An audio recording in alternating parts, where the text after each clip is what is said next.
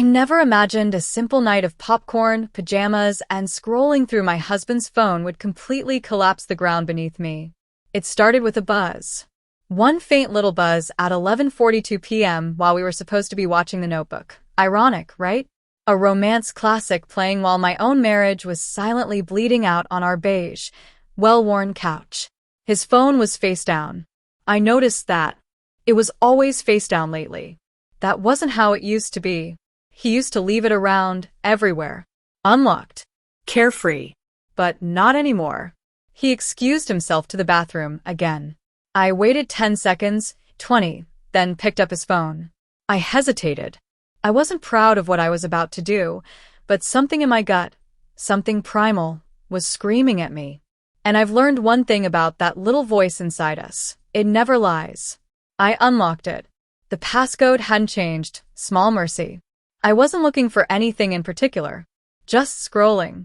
And then I saw it. Wife to ring. I blinked. For a second, I thought it was a joke. A stupid inside joke I forgot about. Maybe it was me. Maybe he was trying to be funny. But then I tapped the contact. And there it was. My sister's face. My sister's number. My sister's name. Casey.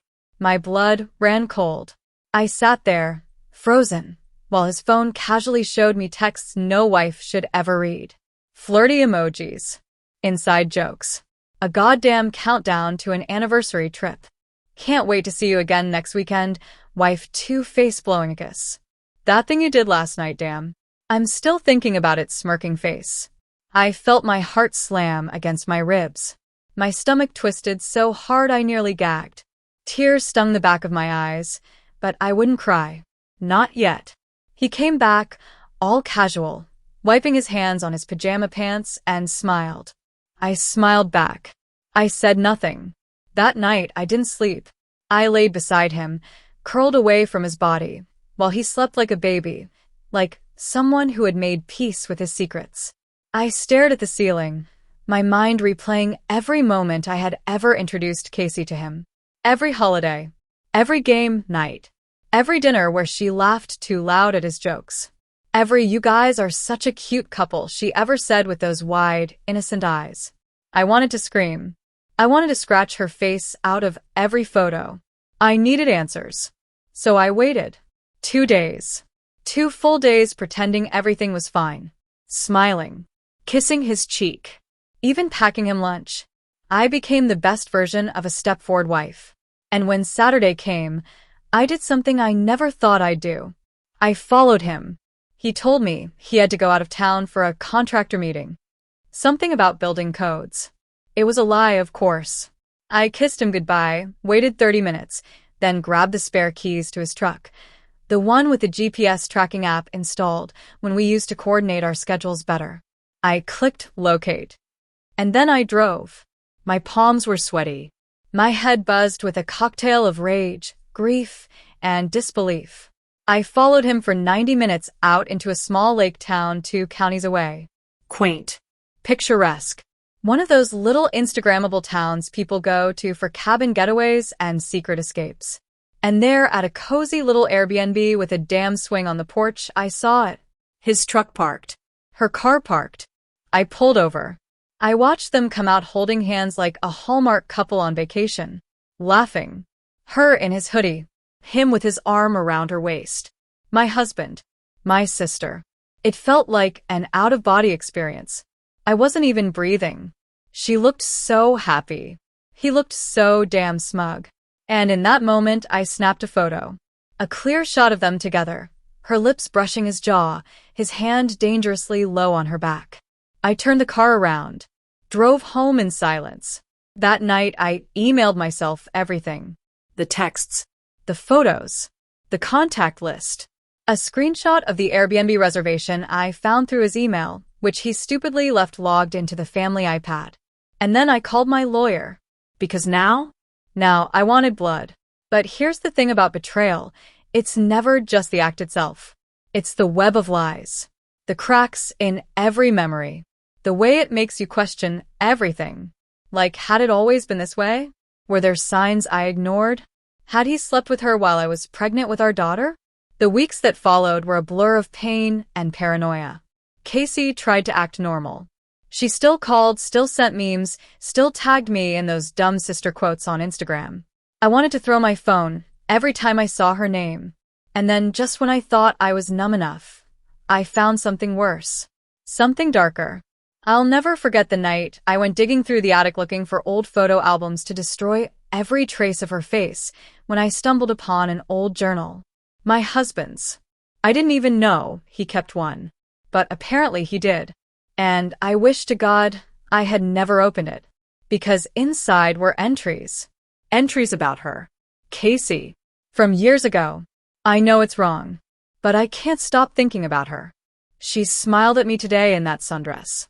I know she doesn't mean anything by it, but God, what if she does? Sometimes I imagine what life would be like if I'd met her first. And then, the worst one. If she ever gave me the signal, I think I'd risk everything. I couldn't breathe. He had wanted her all along. And she had let him. No one slips into bed with their sister's husband by accident. No one books a romantic weekend by mistake. This wasn't weakness. This was war. But I wasn't going to cry anymore. I was going to destroy them. And so began the plan. The slow, calculated unraveling of both their lives. Because if they wanted to play dirty, I'd show them what vengeance looked like when it wore a wedding ring and smiled sweetly at PDA meetings.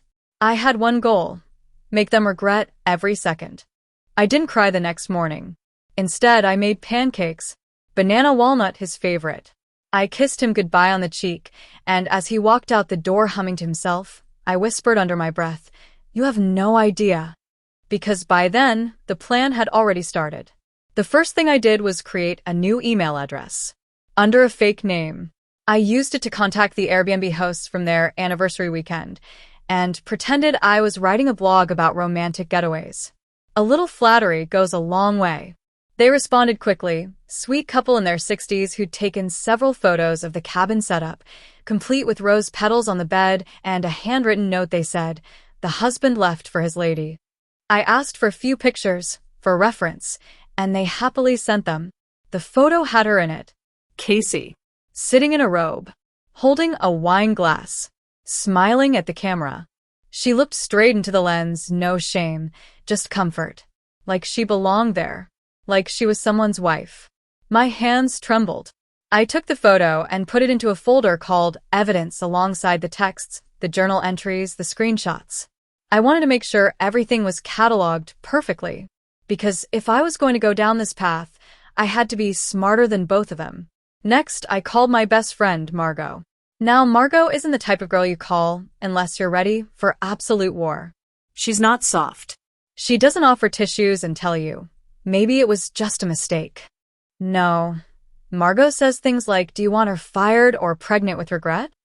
She's a strategist. She once caught her ex cheating and managed to get his new girl to pay her phone bill for 3 months out of guilt before ghosting them both. Margot was team vengeance before I even finished the story. You want slow or public? She asked. Both, I replied. I want them to lose each other before they realize they were never supposed to have each other to begin with. And so began the real strategy. Step 1, exposure. But not the kind you'd expect. I didn't want to scream from rooftops or post it all on Facebook. That would make me look bitter. Desperate. And they'd cling to each other out of spite. No. I wanted her to lose everything in silence. So I called our mom. Let me tell you something about our mother. She is a Southern perfectionist with church committee energy and the emotional delicacy of a blowtorch. She believed in family honor, in appearances, in loyalty, and most of all, she believed in her daughters. At least she used to. I sent her the photo of Casey at the Airbnb with no caption. Then I called and said, "Hey Mom, I think you should check your messages." The silence on the other end of the line? Pure gasoline to my rage. She told me they were going to a volunteer conference, Mom whispered. She asked me to dog sit. My God. That girl was in my house, sleeping peacefully while sneaking off with your husband. I didn't say yes. I didn't have to. She got it. From there, the family unraveling was quick. Casey showed up at our parents' for Sunday dinner that weekend, smiling all sunshine, and Mom met her at the door with a picture printed out, pressed into her hand like a death sentence. She didn't even make it to the mashed potatoes. I wasn't there, but Mom told me the scene. Casey stammered, tried to lie, tried to say it wasn't what it looked like. Then my mother slapped her. Slapped her. For the first time in our lives. She told her to leave and not come back until she found her soul. Casey cried. And then she texted me. I'm sorry. That's all it said. I didn't respond. The next few weeks were a quiet storm. My husband, Kyle, noticed something was off, but he thought I was just emotional. He brought flowers, planned a date night, tried to kiss me while I made dinner. I let him touch me, because I wanted him to feel like he still had me, so I could take everything from him at once. But here's where the story gets twisted. One night, as I'm doing laundry, I hear the shower running. His phone is charging on the nightstand. I don't even mean to touch it. By now, I'd stopped checking. But then a message pops up. It's not from Casey. It's from someone else. A name I didn't recognize. Samantha Kissmark. And the message? Tell your wife anything, and I'll ruin you. You promised me I was the only one. My world spun. There was another one. Another woman. Not Casey. Not me. A third woman. My hands shook as I opened the thread. It went back months. Photos. Voice notes. Flirty videos. Promises of leaving me. Promises of starting a new life. Samantha was younger, barely out of college. An intern from his office. He'd been cheating on us all. Casey thought she was special. She was just one more name in a long list of women he lied to. I sat on the edge of the bed, staring at his phone, feeling something shift inside me. All this time, I thought I was fighting against her, fighting to show her the pain she caused me. But she was just as broken. Used. Lied to. My rage twisted. Mutated. I didn't want revenge anymore. I wanted truth. And I wanted freedom. So I invited Casey over. She came, nervous, no makeup, in a hoodie like a teenager caught smoking. We sat on the porch. I handed her a glass of wine. Then I handed her his phone. Scroll up, I said. She read. And her face broke. She whispered, Who is she? An intern, I replied. 21. Probably thinks he's going to leave us both for her. She didn't speak for a long time. Then, quietly, he told me he hated you. Said you were cold. Controlling. Said you didn't want sex anymore. That you made him feel unwanted. I nodded. He said the same thing about you. That hit her. Right in the gut. She wiped a tear away. I didn't know. I swear I didn't know about her. I thought we were in love. I leaned forward, looked her straight in the eyes. You thought wrong. But I don't hate you anymore. Not like before. She looked shocked. Why not? Because now you get to help me destroy him. Her eyes lit up with something unfamiliar. Purpose. We made a plan. Together. Two women. Once enemies. Now bound by betrayal. And the way we executed it? Let's just say, Kyle never saw it coming. Kyle was going to drown. Not in water. Not in guilt. But in truth. The kind that didn't need fists or yelling. The kind that would sit quietly, softly, and ruin him piece by piece. Casey and I weren't sisters anymore. Not in the traditional sense. But that day on the porch, with her wiping tears from her swollen eyes and me finally breathing without shaking, something else was born between us. An alliance. Two women scorned by the same man, betrayed by the same lips that kissed us both with lies. She agreed to wear a wire. Not literally, this wasn't some spy movie. But she'd record him. The audio app on her phone could capture everything. All she needed to do was get him to talk. To confess. It didn't take much. That Friday, when he met her at their usual coffee spot, she pressed record before he even sat down. She looked shaken. On purpose. Broken. It wasn't hard. She was still bleeding inside. He bought her a chai latte. She stared down at it like it was poison. I know, she whispered. His face tensed. Know what? Samantha, she said. Just like that. A bullet straight between the ribs. Kyle blinked fast. Who told you? She tilted her head. Does it matter? He leaned forward, already sweating. I didn't mean for that to happen. She was just something temporary. You're the one I love. You've always been the one. Casey flinched. But you're married. And here's what sealed it. His voice dropped, low and poisonous. I only married her for the money. You know that.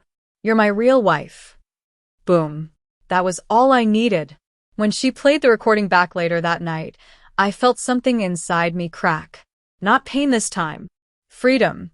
Because now I had evidence, not just of infidelity, but of fraud. He married me for money? That was laughable.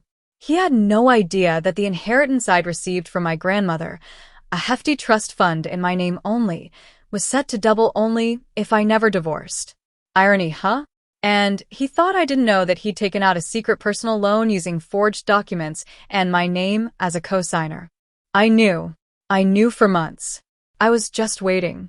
So, with the recording in hand, the photos, the texts, the journal entries, and even the screenshots from his flirty messages with women on LinkedIn and Instagram, I compiled what I called the Kyle file. It was 63 pages, with tabs, organized by category. I even added a table of contents. Because when I burn a man down, I like to do it neatly. But I wasn't just planning to leave him. No. I was going to ruin him. You see, Kyle was in the running for a state construction bid. Huge money. Government-level visibility. He'd been kissing ass for months trying to land that deal. His image had to be squeaky clean. So guess what I did? I sent the Kyle file, with a respectful cover letter, to the local bid committee's ethics board. And then, I posted an anonymous exposé on a local forum that went viral in a weekend. The headline? Family man? Or serial cheat? One woman's shocking file on local contractor Kyle Jennings. I leaked the journal entries. Redacted names for legal safety. Blurred faces in photos. But the story told itself. And it spread like wildfire. He was dropped from the bid within 48 hours. His office was investigated internally. His reputation? Gone. But I wasn't done. I filed for divorce that Monday morning. Publicly. I wore red lipstick, a power suit. He was served while stepping out of his truck, holding flowers, probably on his way to win me back. The papers hit his chest before he could open his mouth. His expression? Priceless. But the fallout kept growing. Samantha? She saw the viral post. She sent me a DM. I didn't know he was married. I'm sorry. I didn't respond. Casey and we kept our distance for a while. We needed it. But a few weeks later, she showed up at my doorstep with a letter. It was handwritten, an apology, not just for sleeping with my husband, but for the years of subtle jealousy. The way she'd always envied what I had. She admitted things I never expected, how she felt like the second-best daughter, how Kyle made her feel chosen, how easy it was to ignore the guilt when someone was telling her she was finally better than me. I read every word, and I hugged her. Not because it erased the past, but because we were both finally facing the truth. Kyle tried to contact us both for weeks. First rage, then guilt, then love bombing. He offered counseling, groveling. He even wrote a letter saying he was spiritually attacked and deeply remorseful. Casey and I read it out loud together, laughing between sips of wine. We were past him now. Months passed. The divorce finalized in my favor. I got the house, the car, the lake property. He got an apartment near the highway and a restraining order after he showed up one night crying in the rain like some bad movie character. And me? I started living. I started painting again. Traveling. I went on a girls' trip to Iceland. I met a man on a hiking trail who made me laugh so hard I snorted wine on our second date. It wasn't a fairy tale, but it was mine. And Casey? She went back to school. Started therapy. She even started speaking at women's retreats about self-worth and forgiveness. She never used my name in those speeches. But I know those stories were about me. And I forgave her. Not because she deserved it, but because I did. Forgiveness was my release. My freedom. Kyle lost everything. But honestly, He was always empty. Some men fill the void by collecting women like trophies. But eventually, they end up sitting alone, surrounded by rusting shelves. And us? We built something from the ashes. Not perfect, but real. So, if you're watching this and thinking of checking your partner's phone, or you already know what's behind that lock screen but you're too afraid to look, let me tell you this. Look. You deserve the truth, even if it breaks you. Because from broken things come stronger, braver women. I'm living proof. They say the worst part about betrayal is not the pain itself, but the way it changes the way you look at everything that came before it. I spent weeks walking through our house like it was a haunted museum. Every photograph on the wall became a lie. Every memory, our wedding, our vacations, his arms around me at the beach, felt like watching someone else's life. And worst of all, I kept asking myself the question every betrayed woman asks eventually. Was any of it ever real? The answer, I think, depends on what day you ask me. Some days, I believe Kyle loved me in the only way he knew how, selfishly. With conditions. With masks. He loved what I gave him, status, stability, admiration, but he never loved me in the raw, guttural, soul-burning way I had loved him. Other days, I believe he never loved anyone, not even himself. And maybe that's worse. But I wasn't alone anymore. Something strange happened after the viral post. I became visible. Women, strangers started messaging me. Emails, DMs, comments under the anonymous blog that had become a wildfire of viral storytelling. I saw myself in your pain. My sister slept with my fiancé, too. Your story gave me the courage to leave. I started responding, carefully at first. Then, honestly, people told me I should write a book. One woman from Montana asked if she could interview me for her podcast on rebuilding after infidelity. Another woman offered me a speaking slot at a local women's event titled Healing Loud. It wasn't something I planned, but maybe pain becomes power when shared. I went, spoke, shook on stage at first, then steadied. My voice cracked a few times, but I told the story. All of it. Not just the affair, but the journal entries, the phone messages, the revenge, the twisted bond with my sister that rose like a phoenix from the fire. And people cried. People hugged me. Afterward, 3 different women told me they'd been cheated on by family members too. One woman said her cousin married her ex. Another said her mother had an affair with her boyfriend when she was 16. One woman stood silently and just mouthed "thank you" before walking away. I drove home that night in silence. But this time, it was peaceful silence. I wasn't just surviving. I was evolving. Meanwhile, Kyle's descent continued. He tried to sue me for defamation. The judge laughed. "You recorded yourself, Mr. Jennings," the judge said, smirking. "This court doesn't protect men from their own mouths." He left the courtroom red-faced, storming like a toddler denied candy.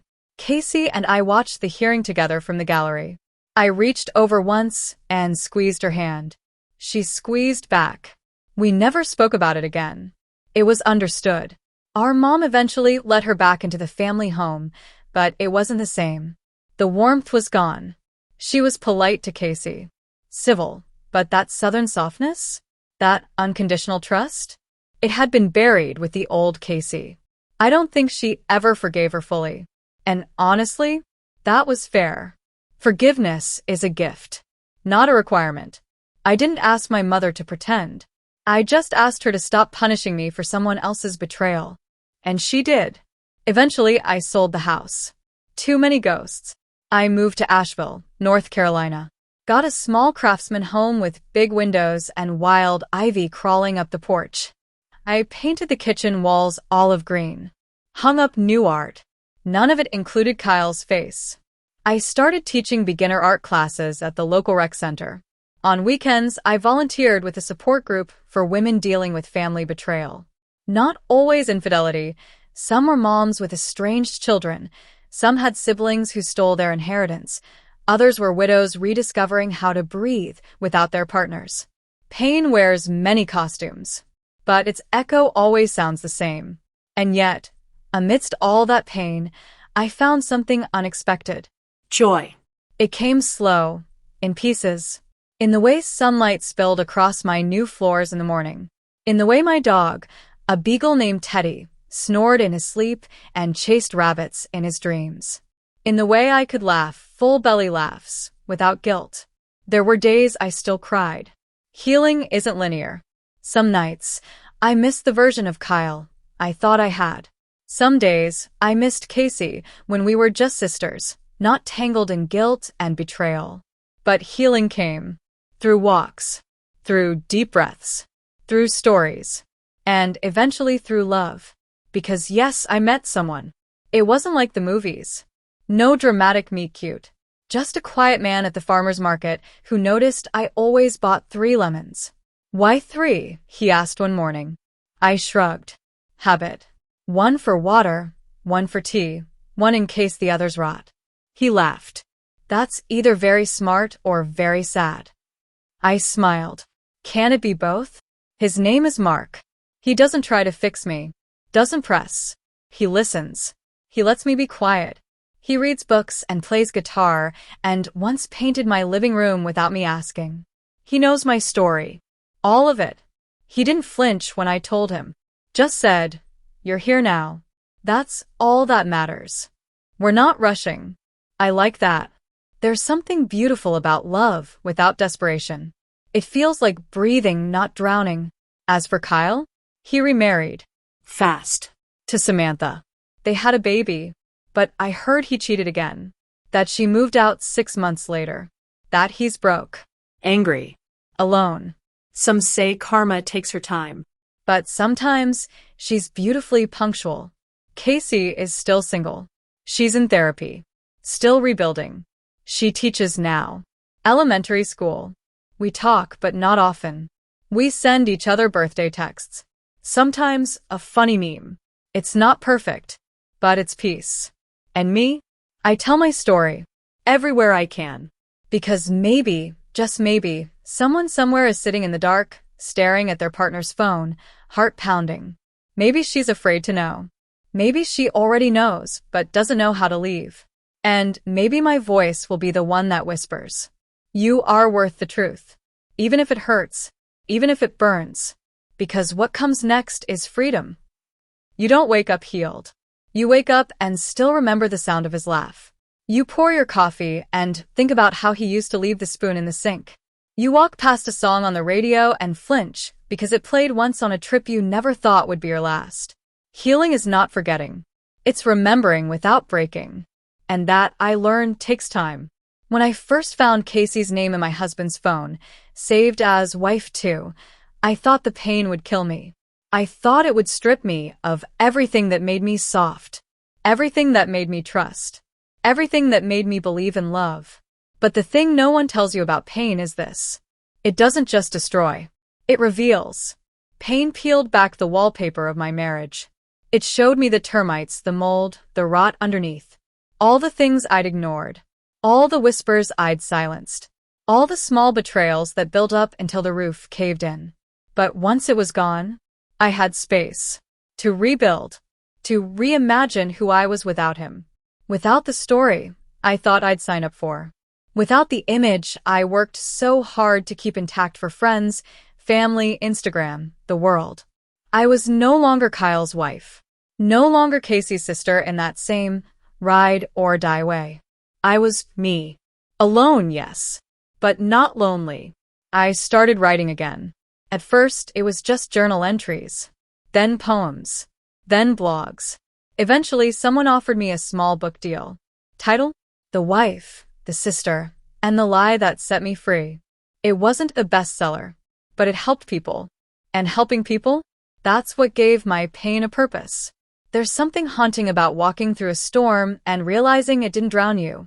It baptized you. It washed off all the layers you wore to make other people comfortable. It carved something new from the mess. And that something was real.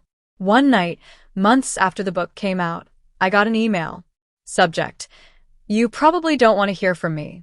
It was from Samantha. I almost deleted it, but curiosity won. She wrote, I was 22. He made me feel like I was special. Said he was in a loveless marriage, Said you were cold, controlling, that he stayed for the house for the image. I believed him. And then I found your story. I read it in one sitting. And I cried. Not just for you, but for me. Because I realized I wasn't the only victim. I was just the last one. She apologized. Sincerely. Said she left him for good. Said she was in therapy, learning boundaries, learning to be okay without a man. I didn't reply, but I smiled. Because healing looks like that, too. It looks like your former enemies learning how to stand on their own. It looks like understanding that we are all fighting battles, some in secret, some in shame. And sometimes it looks like choosing silence over vengeance. I no longer needed him to hurt. I just needed to know I wasn't the only one who saw the truth. And I wasn't. Thousands of people watched my story, commented, shared their own. Some even wrote their own Kyle files. Others left. Others stayed, but stronger. People think stories like mine are rare. They're not. They're just hidden. Because shame has a way of telling you you're the problem. That maybe you weren't pretty enough, sexy enough, nice enough. That if only you had tried harder, cooked better, forgiven faster. But let me say this, loud and clear. You cannot keep a person who chooses to lie. You cannot save someone who thrives on secrets. And you are not the reason they betrayed you. You were enough. You were always enough. They were just never capable of holding what you gave them. So if you're watching this, and your gut is screaming but your heart is whispering stay, I get it. I stayed too. Until the truth became louder than the fear. And when I finally walked away, I found something I didn't expect. Myself. Whole. Unapologetic. And finally free. Not because the pain stopped, but because I stopped carrying it like it was my fault. My name is Sarah Jennings. And once upon a time, I found my sister's name on my husband's phone, saved as wife 2. But now? I don't need to be anybody's wife 1 to know my worth. The moral of the story. Trust your gut. Silence your shame. You are not hard to love. You're just easy to lie to by people who haven't learned how to love themselves. And when someone betrays you, don't chase their apology. Build your own peace. Because healing is not about fixing what broke. It's about becoming someone who no longer settles for broken.